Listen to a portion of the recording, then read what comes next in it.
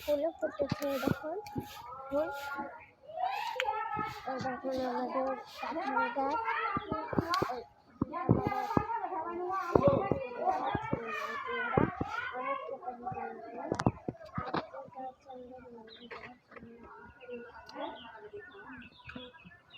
দেখুন আমাদের ফুল গাছ, এরকম কত ফুল ধরেছে।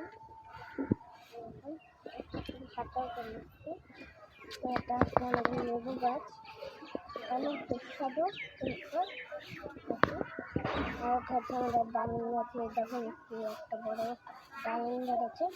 আর এটা হচ্ছে আমাদের কামরাঙা গাছ, কামরাঙা গাছে মানে ছোট্ট ফুল ধরেছে।